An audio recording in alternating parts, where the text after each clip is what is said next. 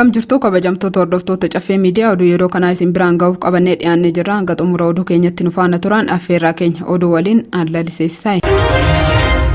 Waldaan dargaggoota caffee hojii gamtaa waliigalaa kenna tajaajilaa irratti ga'umsa guddaa qaba jedhan pirezidaantii Waldaa dargaggoota caffee hojii gamtaa waliigalaa obbo Sanyii Idashuu. Waldaan dargaggoota caffee hojii gamtaa waliigalaa kenna tajaajila miseensa fi abbaa dhimmaatiin wal qabatee torbeetti guyyaa kibxataa fi kamisaa tajaajila guddaa kennaa jiraachuu hundeessa fi pirezidaantii Waldaa dargaggoota caffee hojii gamtaa waliigalaa obbo Sanyii Idashuu himan. Kenna tajaajilaa kanaan wal qabatee tajaajilli abbaa dhimmaatiif kennamu hubannoo dhimma waldichaa kennuu, sheerii kennuu fi akkasumas dhimmoota garagaraa irratti mariisisuudha jedhan. Dabalataanis maamiltoonni fi miseensonni haaraan guyyaa abbaa dhimmaa kana dhufanii tajaajilaman akka jedhanitti hubannoo bal'aa argachuu, tajaajila kennameef itti gammaduu fi abbaa sheerii ta'us dubbatan. Gama biraatiin namoota akka isaaniitiifis akka dhufanii tajaajilamanii fi miseensummaaf affeeruu himan.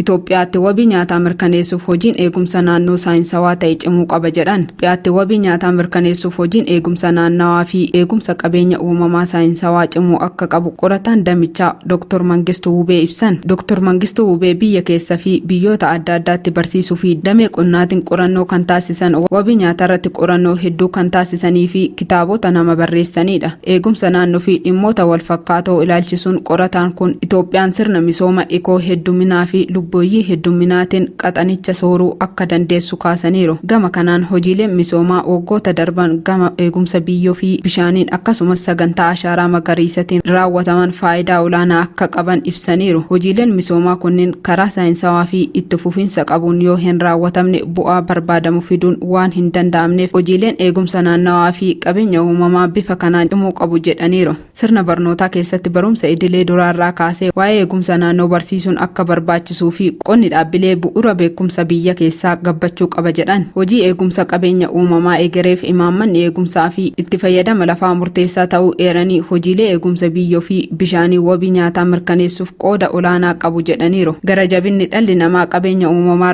ga'e isumarratti rakkoolee hedduu uumuusaa kaasaniiru. Jijjiiramni haala qilleensaa danqaan wabii nyaataa irratti geessise qolachuuf misoomsuun akka jirutti ta'ee tarsiimoo dhiibbaa dandamachuu danda'u hordofuun akka barbaachisu dubbataniiru.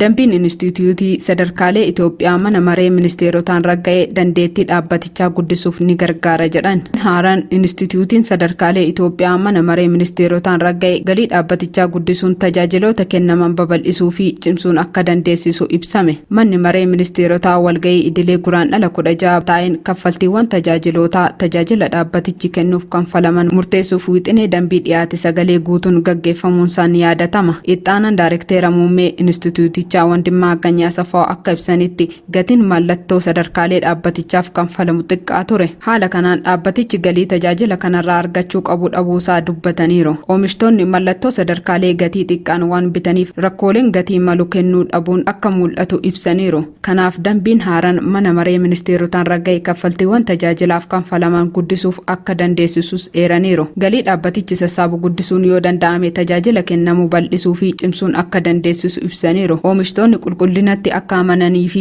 aadaa oomishaa sadarkaa isaa eeggate oomishuu hubachiisuuf xiyyeeffannaan hojjetamaa akka jiru eeraniiru. Inistituutiin Sadarkaalee Itoophiyaa dhaabbata quufeessa biyyattiitti sadarkaa baasuuf itti gaafatama qabudha. Inistituutichi dhaabbata quufeessa bu'uura misooma qulqullina idil addunyaa, Komishinii Elektirooniksii idil addunyaa fi dhaabbata sadarkaalee Afrikaa irratti hirmaannaa taasisuudha jedhan.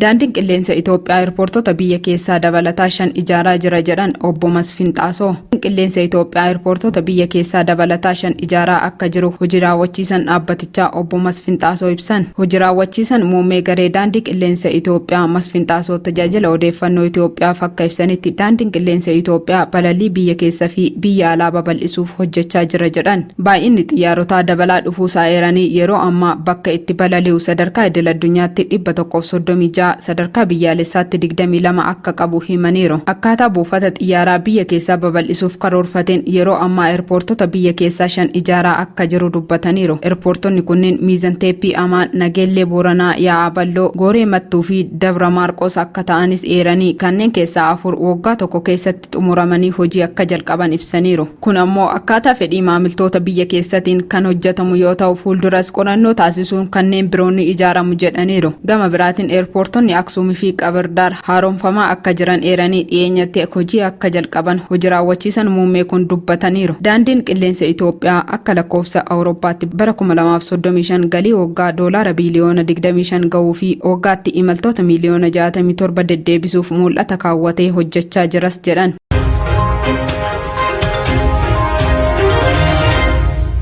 Kabajamtoota hordoftoota Caffee Miidiyaa Oduun yeroo kana qabannee isiniif dhiyaanne kana fakkaata ture. Hanga xumuraatti nu hordofuu keessaniif galatoomaa jechaa qophiilee Caffee Miidiyaa afaan waliin turtii gaarii.